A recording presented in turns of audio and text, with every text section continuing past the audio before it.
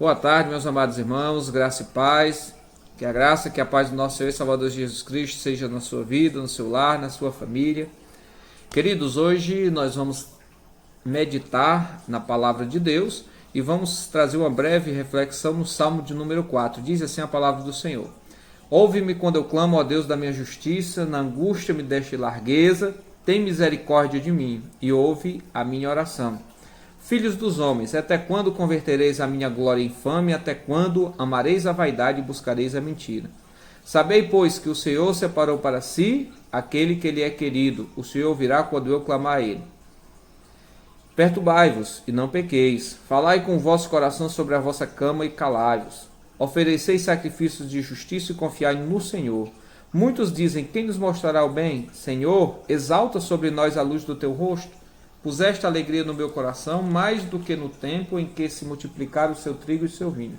Em paz também me deitarei e dormirei, porque só tu, Senhor, me fazes habitar em segurança. Amados irmãos, queridos, o Salmo de número 4, ele fala da confiança do cristão em Deus no momento de angústia. Então, ou seja, esse Salmo de número 4, ele vai nos trazer uma palavra, de confiança, que o cristão, deposita em Deus no momento de angústia. Ou seja, o Salmo de número 4, ele resiste não apenas à aflição do salmista, mas sobretudo sua confiança inabalável em Deus. Então, ou seja, queridos, no Salmo, além de você encontrar a confiança do cristão em Deus no momento de angústia, ele também vai nos trazer, vai nos falar não só da aflição do salmista, mas sobretudo da confiança inabalável do salmista no Senhor. Então, ou seja, o compositor desse salmo, a gente vai ver, o rei Davi. Então, ou seja, ele vai sobretudo nos falar da sua confiança inabalável em Deus. E nós temos que entender, queridos, que em momentos de angústia, em momentos de dificuldades, de lutas, de provações, de tribulações, de aflições, se nós não tivermos confiança em Deus, você imagina, a pandemia, nós estamos passando,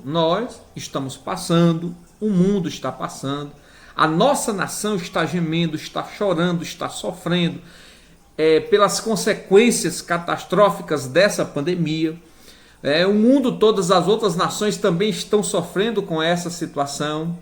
Pessoas perderam empregos, pessoas perderam negócios, pessoas perderam bens, lojas, trabalho, investimentos, sonhos foram frustrados e tantas outras coisas para esse ano de 2020, para esse ano de 2020.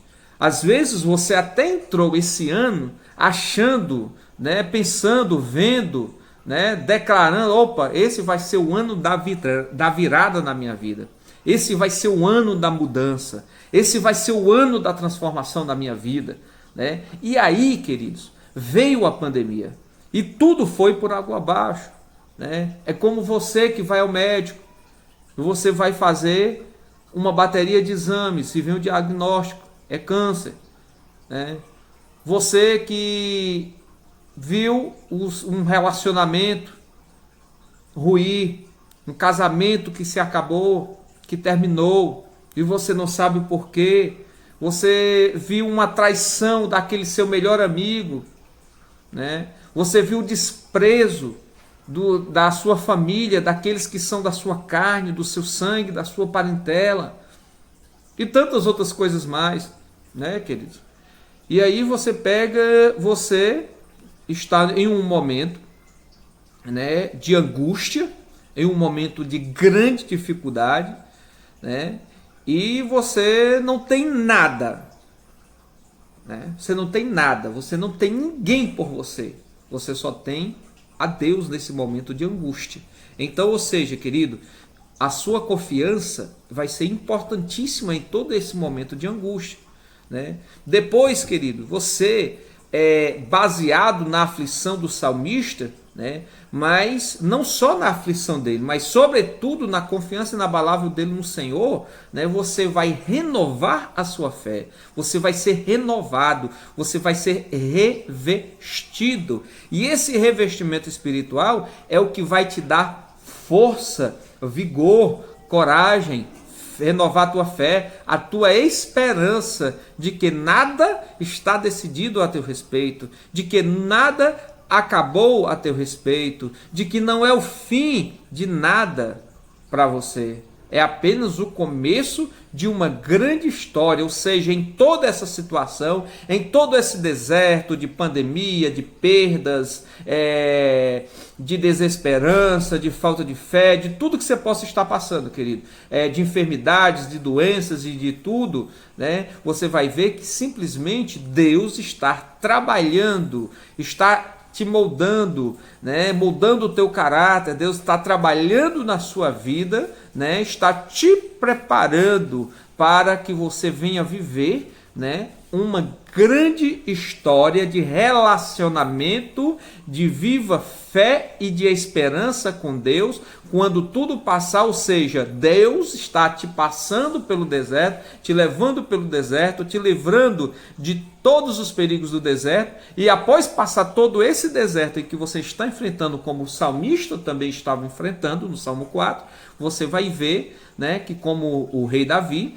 você vai ter vitória. E como você, assim como Israel atravessou no deserto e Deus passou com Israel no deserto, você vai chegar na terra que mana leite e mel, e você vai ter, quando você olhar para trás, vai ficar marcado na sua história, você vai ter história para contar, né? De todos os livramentos, de toda a graça, bondade, misericórdia, a qual Deus manifestou e revelou para com você na sua vida. E aí, queridos, né, o Salmo 4, o título do Salmo 4 esclarece que o seu autor foi o rei Davi, né? Então o rei Davi foi o compositor, né? Foi quem escreveu o Salmo 4, né? E o rei Davi, nós sabemos que é o rei mais conhecido de Israel, foi também o maior autor de salmos bíblicos, né? Então, ou seja, o maior autor de salmos bíblicos foi o rei Davi. O mesmo título também informa que o Salmo 4 foi direcionado ao mestre de canto, ou seja, ao ministro de louvor responsável pela adoração em Israel. De acordo com a instrução do título, esse salmo deveria ser acompanhado por instrumentos de cordas, como a harpa e a lira, né? E aí, queridos, é importante, né, nós organizarmos o Salmo 4, é importante nós organizarmos o Salmo 4, né, em 4 partes principais, né? Então, ou seja, nós vamos organizar o Salmo 4 em 4 partes principais, né? Ou seja, a oração do salmista pedindo pelo auxílio divino está no Salmo 4, no versículo 1. A denúncia contra os opositores, Salmo 4, versículos 2 e 3. A conclamação por uma vida reta e piedosa diante de Deus, Salmo 4, versículos 4 e 5. O louvor pelo cuidado e proteção do Senhor está no Salmo 4 e nos versículos de 6 a 8. Ou seja, o Salmo 4, queridos, tem muita semelhança com o Salmo 3. Ambos os salmos foram compostos por Davi em meio à aflição. Inclusive, nós vamos ver alguns intérpretes abordando, né, os dois salmos em conjunto, ou seja, colocando o Salmo 3 como um salmo matutino e o Salmo 4 como um salmo noturno, né? Então, muitos intérpretes, eles colocam o Salmo 3 como um salmo matutino e o Salmo 4 como um salmo noturno, né? Ou seja, enquanto o Salmo 3 parece ter sido escrito durante o tempo da revolta de Absalão, nós sabemos que Absalão era um filho de Davi, e esse filho se revoltou, né, contra o reinado de seu pai, contra o seu pai, né? E a gente sabe que cremos que uma grande angústia passou pela vida de Davi naquela revolta do seu filho, né? Então não há uma indicação clara da ocasião exata da história de Davi em que o Salmo 4 foi escrito. Muitos intérpretes consideram que a situação era a mesma do Salmo 3, ou seja, a revolta de Absalão, né?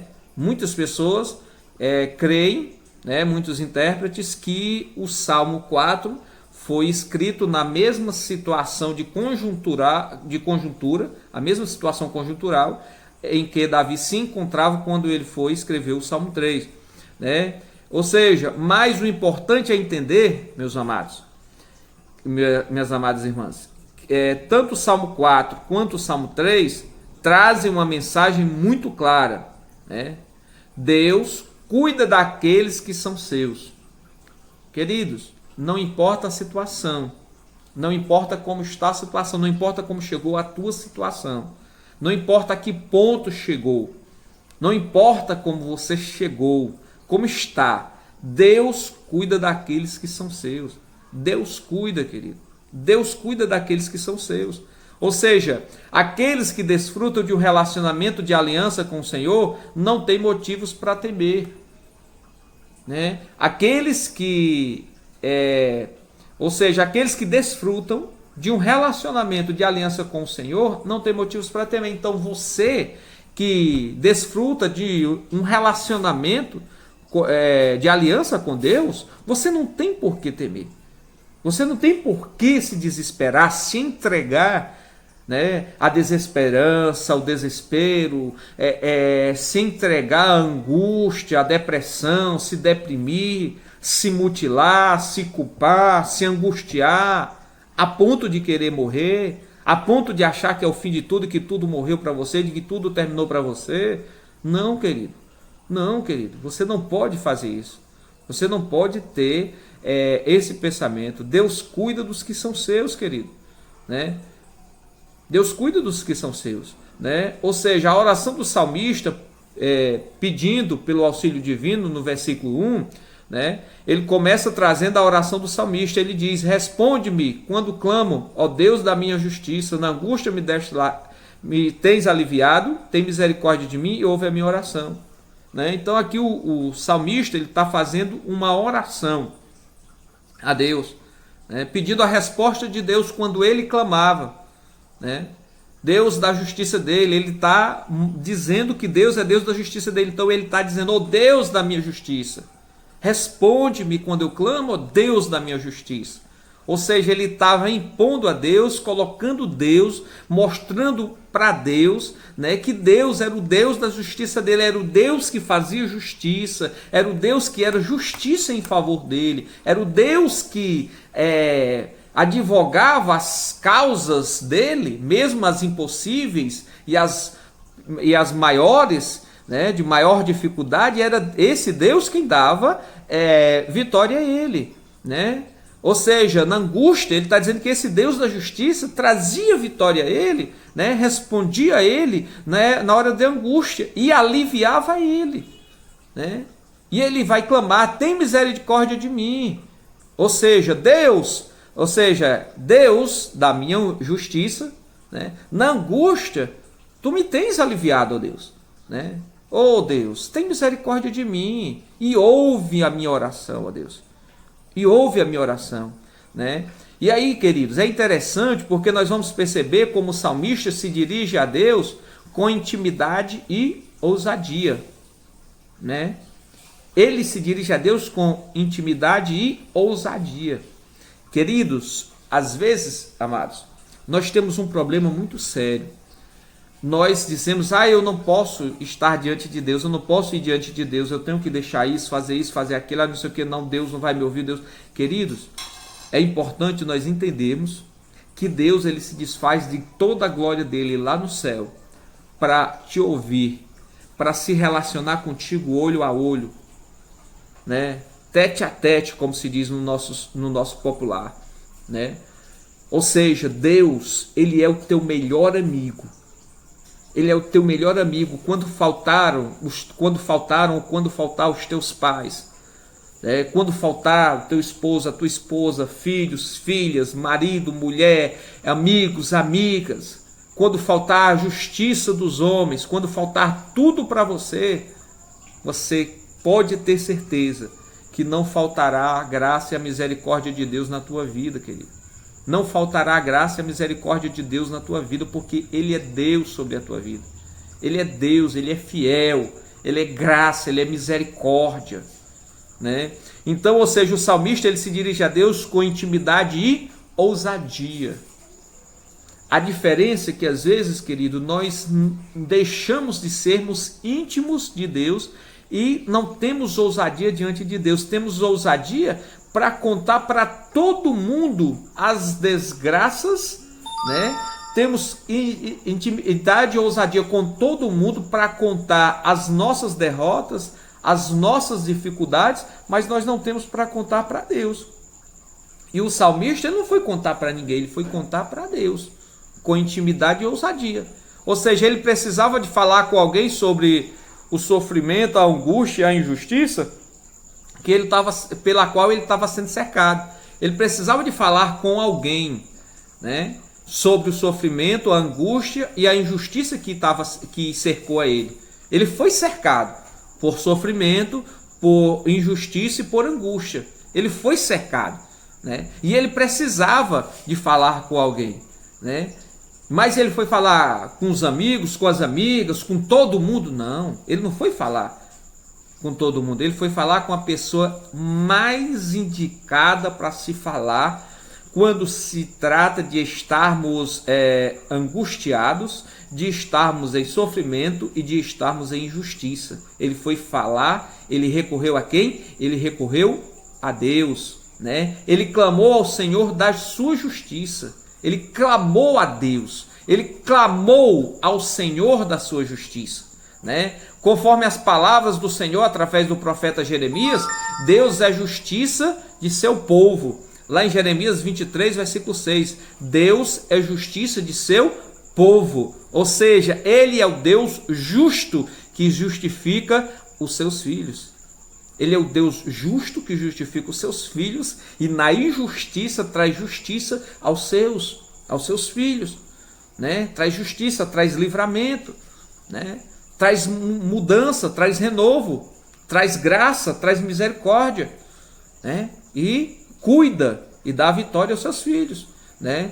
Nós vamos ver, queridos, no Salmo 4 também, né? O Davi também deixa bem claro, a sua oração não era vã. As suas palavras no seu clamor tinham um alvo. Ou seja, as palavras dele, o clamor dele tinha um alvo. Estavam direcionadas a um alvo. Davi estava orando ao Deus vivo que responde efetivamente à oração dos seus filhos. Ele não foi fazer a deuses estranhos, ele não foi fazer sacrifícios, sem resposta, sacrifícios inúteis. Não, ele foi orar, né, ao Deus vivo que responde efetivamente à oração dos seus filhos. Ele foi buscar aquele que tem a resposta para os seus filhos, né? Por isso ele testificava que na angústia Deus lhe proveu alívio. Ele testificava, meus amados, né, que na angústia Deus lhe proveu de alívio. Portanto, querida, era razoável que mais uma vez ele pedisse pela misericórdia de quem? De Deus, né? Mais uma vez ele pediu, né, pela misericórdia de Deus. Isso também indica que o salmista reconhecia que o auxílio do Senhor não ocorre na base do merecimento, mas da misericórdia. Querido, o que Deus vai fazer por ti, por teu favor, a teu favor, a favor dos teus, não é por merecimento, não são pelas tuas obras, não é porque você é bom. Não, meus amados. O que o Senhor vai fazer por ti, pelos teus, é por graça, não é por merecimento, é por graça, né? Ou seja, a palavra angústia traduz um termo hebraico que se refere a uma situação em que uma pessoa está encurralada. Davi estava encurralado. Talvez você esteja na mesma situação em que ele estava. Você às vezes está encurralado pelas situações e circunstâncias adversas da tua vida. Você pode estar, meu querido, minha querida, você pode estar encurralado, né? Ou seja, a ideia é a de um lugar apertado e sem saída. Você está num beco sem saída. Você está de todos os lados. Para onde você olha, você vê que não tem saída. Né? Então, ou seja, isso contrasta com a palavra alívio, que traduz um termo hebraico que transmite o sentido de lugar espaçoso. Né? Então, ou seja, você vai ver, ao mesmo tempo que você vê a angústia, que é o termo hebraico, na referência a uma pessoa que está encurralada, que está em extrema dificuldade, né? Que está a ponto de perecer, você vai ver a palavra alívio, né? Que vai transmitir um sentido, né, de lugar espaçoso, ou seja, você vai ter um lugar espaçoso. E aí, queridos, você que não tem saída, que não vê saída para você, ô querido, confia no Senhor, faz como o salmista, confia no Senhor, né? Confia no Senhor e Deus vai mudar a situação da tua história e você vai ter vitória. Deus vai te dar vitória, Deus vai cuidar de você, Deus não vai te deixar sem resposta. Amém? Ou seja, no segundo ponto, Davi vai trazer a denúncia contra os seus opositores, né? Lá nos versículos 2 e 3 do Salmo 4. No verso 2 do Salmo 4, o salmista demonstra seu descontentamento com aquelas pessoas que trocam a verdade de Deus pela mentira. Né? Ou seja, ele mostrou o descontentamento dele com aquelas pessoas que trocaram, né, a verdade de Deus, né, pela mentira. Né? Por isso ele vai escrever: ó homens, quando tornareis a minha glória em vexame, e amareis a vaidade, e buscareis a mentira, né? Ou seja, essas pessoas se afastam de Deus e se apegam à vaidade. Isto é, elas abraçam coisas vazias. Elas deixam as coisas de Deus, que é graça, que é paz, que é bondade, que é misericórdia, que é amor, né? Que é o poder, que é a graça, né? E aí elas pegam, né? Elas vão se apegar a coisas vazias, né? E o problema, queridos, é que às vezes nós nos apegamos demais a coisas vazias, a coisas sem valor, e nós esquecemos da coisa mais preciosa e de maior valor que existe para todos nós, que é o amor e a graça de Deus em nossas vidas, que revelou-se, que foi revelado quando Cristo derramou seu sangue ali na cruz do Calvário. Quando Cristo derramou o seu sangue por mim e por você, ali na cruz do Calvário. Né? A morte de Cristo não é uma coisa vazia. É a coisa essencial. A coisa mais importante para o ser humano e toda a humanidade.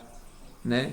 Ou seja, o ímpio, queridos, que elege para si falsos deuses, pensa estar seguro, quando na verdade sua segurança não passa de uma ilusão. Queridos, buscar segurança fora de Deus, buscar a segurança fora de Deus, estar fora de Deus, né? Querido, é buscar ilusão. A segurança verdadeira ela só está em Deus e em Cristo Jesus o Senhor. Se não for em Deus, não há segurança. Se não for em Deus, não existe segurança. Não existe segurança se não for em Deus. Né? Ou seja, se esse salmo foi escrito no período da revolta de Absalão, então pode ser que Davi tivesse em mente os homens que seguiram seu filho, que se rebelaram contra ele, né, e traíram o rei, instituídos pelo Senhor de Israel.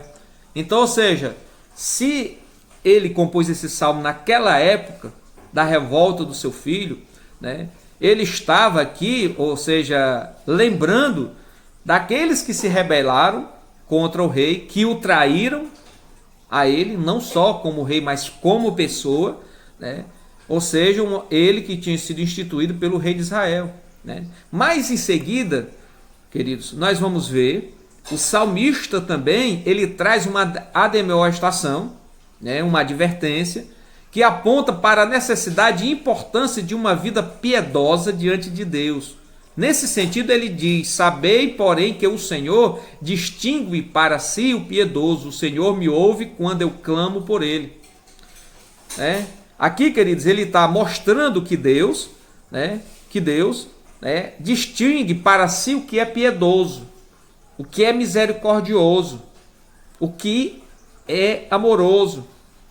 Deus distingue para si, Deus traz para si, Deus toma para si, Deus a escolhe para si, Ou seja, o Senhor, ele vai dizer que o Senhor ouve, ou seja, o piedoso, o misericordioso, quando ele clama por ele, Ou seja, os homens podem falhar em seu julgamento, mas Deus sabe distinguir, queridos, muito bem o piedoso do ímpio, aliás, perdoe, Deus sabe muito bem distinguir o homem piedoso do homem ímpio. Ou seja, aquele que recebe o amor de Deus não está na mesma condição daquele que rejeita o seu amor. Quem recebeu o amor de Deus não está na mesma condição daqueles que rejeitaram o amor de Deus. E nós sabemos que a ruína que o mundo passa, a ruína que cada dia mais arruína o mundo, Ou seja, que faz o mundo, que faz as nações estarem em pavor e pavorosos, Ou seja, é somente uma coisa, é a condição de que a humanidade tem rejeitado o amor de Deus. Tem rejeitado o amor de Deus, Nós sabemos bem que quando aquele soldado cravou aquela lança em Jesus, saiu sangue e saiu água. O sangue significa o quê? A salvação, A água significa o quê? A purificação, Então, em Cristo Jesus o Senhor, é somente que eu posso ser purificado, Em Jesus Cristo o Senhor é somente onde eu posso ter salvação, porque a salvação veio pelo derramamento do sangue de um justo. A conclamação de uma vida reta e piedosa diante de Deus. Ele faz essa conclamação também. Na sequência, lá nos versículos 4 e 5, ele faz essa conclamação de uma vida reta e piedosa diante de Deus. Queridos, não tem como servirmos ao Senhor se não formos piedosos com os que sofrem, se nós não formos piedosos com os que estão em calamidade, em sofrimento, com os que estão necessitados. Não tem como, querido. Não tem como, porque Deus é amor. Se nós não amamos, se nós não temos amor pelo nosso irmão, pelo nosso próximo, como podemos amar a Deus a quem não vemos? Se nós não nos compadecemos dos que estão morrendo nos hospitais, que já morreram por essa pandemia, das famílias que estão pavorosas, em desespero e enlutadas pela partida, pela perda dos seus entes queridos, pelos profissionais da saúde que estão dia a dia sofrendo e sendo injustiçados por pessoas inescrupulosas, pessoas que estão cansadas, abatidas de ver o sofrimento daqueles que estão morrendo, estão as juntas médicas se sentindo incapacitados, de salvar aquelas vidas e ver tantas vidas sendo perdidas, e ainda ouvir e ver tanta fake news, tanta besteira, queridos? Então, querido, ou seja, quem tem a Cristo, quem conhece a Cristo e o aceitou como único Senhor e suficiente Salvador da sua vida, ele tem que ter uma vida reta e piedosa diante de Deus. Na sequência, o salmista traz uma conhecida exortação: irai-vos e não pequeis, consultai no travesseiro o coração e sossegai. Então, ou seja, o que é que ele está nos dizendo aqui no versículo 4? Queridos, irar, você pode até se irar, querido, mas você não pode pecar. Você não pode deixar que essa ira se transforme em realização. Você não pode dar realização a essa ira. Ou seja, quando ele fala relacionado a consultar o coração no travesseiro e sossegar, é você poder pedir misericórdia a Deus, dizer: Senhor, tem misericórdia de mim, me ajuda, me sustenta, me segura e me dá graça, Senhor. Deixa dormir um sono de paz, me dá um sono de paz, me dá tranquilidade. É isso que ele está dizendo, querido, né? Ou seja, pode ser que nesse verso Davi tenha mudado a direção de suas palavras. Se no verso anterior ele se dirigia aos seus opositores, aparentemente agora ele se dirige aos seus apoiadores. Isso explica porque ele parece estar aconselhando pessoas afoitas, né? Queridos, tem hora que é hora de agir, é hora de marchar, é hora de ir para cima, confiando em Deus. Mas tem hora também que é hora de parar, de refletir. Tem hora que é hora de você recuar e você buscar Deus, pedir a direção de Deus, conversar com Deus, né? E é isso que nós temos que ter em mente, querido.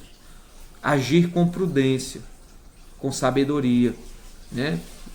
Ou seja, o que o salmista enfatiza é que o crente, o cristão, deve demonstrar uma ira santa contra o pecado, né?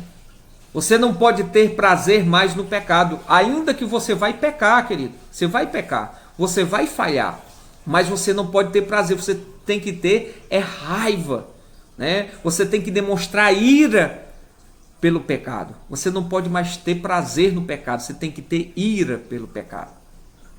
Você tem que ter ira pelo pecado, né? Ou seja, uma indignação contra aqueles que afrontam a vontade de Deus, né? A gente tem que se indignar com os que afrontam a vontade de Deus, né? Mas o cristão deve cuidar para que essa ira não se torne pecaminosa também. A gente tudo tem que ser com ordem e decência, queridos. Você não pode deixar a sua ira ser pecaminosa. Ou seja, Davi ele faz o apelo à sensatez e ao autocontrole. Nós temos que ter sensatez e temos que ter um autocontrole, queridos. Antes de agir inflamado pela ira, o correto é pensar, sossegar e agir adequadamente. Ou seja, pedir a Deus a direção, orar, para que o Espírito Santo de Deus te conduza em tudo aquilo que você vai fazer, porque só assim você você vai agir com sensatez e você vai ter autocontrole, você não vai estar descontrolado. Antes de agir inflamado pela ira, o correto é pensar, sossegar e agir adequadamente. No Novo Testamento, o apóstolo Paulo replica este conselho, lá em Efésios capítulo 4, versículo 26, né?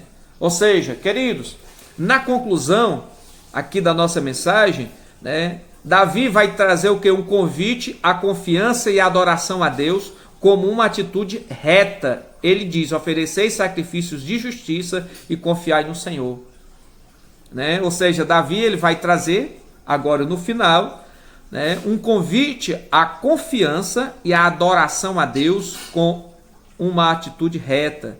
Ele diz: ofereceis sacrifícios de justiça e confiai no Senhor. Queridos, você pode ir para onde você for, mas se você não confiar em Deus, se não for Deus que esteja na sua vida, na sua frente, não adianta, querido. Não adianta. Não adianta tentar, pensar, achar, não. Se o Senhor não tiver, não vai, não dá certo. Ele veio louvar a Deus pela proteção do Senhor, né? Ou seja, está do versículo 6 ao versículo 8, no Salmo 4. Na parte final do Salmo, Davi expressa o seu louvor ao Senhor, né?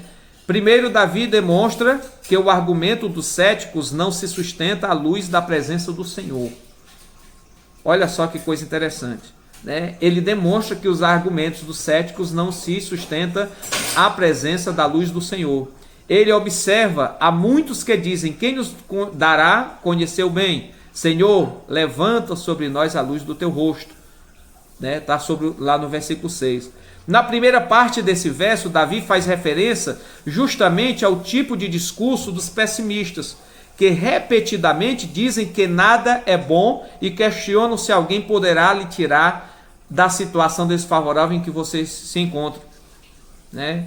Ou seja, ele, Davi, faz referência justamente ao tipo de discurso dos pessimistas. Não vai dar certo, Que é isso? Você não consegue, não é para você, não vai dar certo, não está certo, você vai errar, você não vai conseguir, você não consegue, não é para você, você não tem capacidade, você não vai conseguir, né? Então, ou seja, nada é bom para os pessimistas, né? E ele questiona se alguém poderá lhe tirar da situação desfavorável em que se encontram. Os pessimistas fazem isso com você. Já na segunda parte, Davi demonstra não estar preocupado com o tipo de queixa dos pessimistas, né? Porque para ele o que realmente importa é a graciosa bênção do Senhor que cobre o seu povo fiel, né? Ou seja, não importa o que estão dizendo, fazendo, não importa como estão as situações, o que importa é a graciosa e a graça de Deus, né, que vem em bênçãos sobre o seu povo e cobre o seu povo com fidelidade, com graça, com misericórdia e amor. Depois o salmista, né, vai testemunhar que a verdadeira alegria que vem do Senhor é superior a qualquer tipo de alegria por coisas terrenas. A alegria que vem de Deus, a alegria que Deus te dá, a alegria que Cristo te proporciona, a alegria que Deus te proporciona em Cristo, é superior a qualquer outro tipo de alegria e de coisas terrenas, queridos. Mais a alegria puseste no meu coração do que a alegria deles, quando lhes há fartura de cereal e de vinho, lá no versículo 7. Ou seja, a alegria que Deus colocava nele, Davi, na vida dele, Davi, era maior e superior do que toda a riqueza que os ímpios tinham, que aqueles que se levantavam contra ele tinham, do que aquilo que aqueles inimigos tinham. A alegria que Deus colocava, proporcionava a ele, Davi, era superior a tudo aquilo que os ímpios tinham, que aqueles seus opressores tinham. A alegria que o Senhor trazia a ele, dava a ele, era superior a tudo, queridos, né? Então, finalmente, Davi conclui o seu salmo expressando mais uma vez sua profunda, né, confiança no Senhor, né? Davi vai concluir o salmo expressando, né, mais uma vez a sua profunda confiança no Senhor. Em paz me deito e logo pego no sono, porque, Senhor, só tu me fazes repousar em segurança, né, ou seguro, né? Então, ou seja, em paz me deito e logo pego no sono, porque, Senhor, só tu me fazes repousar seguro, né? Só Deus, querido, é que nos faz repousar em segurança em um mundo tão cruel, tão violento, tão maligno. Só o Senhor é que pode nos fazer repousar em segurança e viver em segurança, queridos. Davi sabia que ele podia descansar tranquilo, tendo a certeza de que sua vida estava segura em Deus.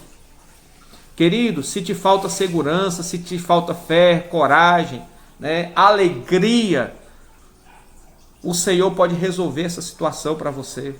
O Senhor pode resolver essa situação na tua vida, queridos. O Senhor pode trazer essa vitória e essa dádiva para você, esse presente merecido, esse favor merecido para a tua vida, né? Que Deus te abençoe, te sustente, te fortaleça, te ilumine, te cubra com o sangue de Jesus, né? Quero pedir a vocês, queridos, que continuem nos ajudando, curtindo, compartilhando, se inscrevendo, ativando o sininho. Amém? E eu queria fazer uma oração aqui pelos profissionais da saúde, as pessoas que estão cuidando, pelas famílias que perderam seus entes queridos em toda essa pandemia. Senhor, meu Deus e meu Pai, Deus de infinita graça, bondade, misericórdia e amor. Em nome de Jesus, Senhor, eu quero te pedir que o Senhor possa, em nome de Jesus, ir aos hospitais, ir aos que estão enfermos, tanto do coronavírus quanto de outras enfermidades, de outras patologias, ó Deus. Senhor, meu Deus e meu Pai, leva fé, leva paz, leva consolo, leva abrigo, leva cura, Senhor amado, aquelas vidas que estão em desespero, que estão angustiadas nos leitos dos hospitais. Ó Senhor, aquelas famílias que estão angustiadas nas suas casas, com medo de ver os seus parentes, os seus entes queridos partir. Meu Deus, leva o consolo, o abrigo, a paz àqueles que estão enlutados porque perderam os seus entes queridos, ó Deus. Em nome de Jesus, Senhor, venha trazer consolo, trazer abrigo, graça, paz. Eu quero te pedir, Senhor, para que o teu abrigo, a tua graça, a tua paz, Senhor, que o Senhor venha cobrir aos médicos, aos enfermeiros, às juntas médicas, aos técnicos, aos auxiliares de enfermagem, todo o corpo de funcionários da saúde, de servidores da saúde no Brasil e no mundo, nos hospitais, nos postos de saúde, as suas famílias, que muitos estão até separados das suas famílias, mas Senhor, guarda as suas famílias também, concede graça a eles no trabalho deles, ó Deus.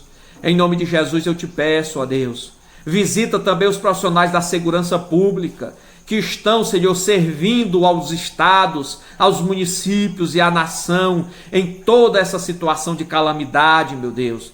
Cuida também das suas famílias, dos seus lares. Senhor, visita os cárceres e as prisões, levando salvação, cura e transformação de vida. Também, Senhor, visita aos profissionais do sistema penitenciário, guarda aquelas vidas, guarda as suas famílias. Ó Senhor amado, e os capacita e os usa ali como instrumento nas tuas mãos. Senhor, meu Deus, meu Pai, obrigado, Senhor, por tudo, ó Deus. E nos ajuda, Deus, e ajuda essa nação, sara a nossa nação, salva a nossa nação, salva as famílias, salva a juventude brasileira, salva o nosso município, salva o nosso estado, salva e sara a nossa nação, ó Deus. E eu te peço, ó Deus, muda a cabeça dos nossos governantes e das autoridades constituídas que tu tens levantado sobre o nosso país. Em nome de Jesus, ó Deus, eu te louvo, eu te agradeço, em nome de Jesus, e amém, e graças a Deus. Que Deus os abençoe no nome de Jesus.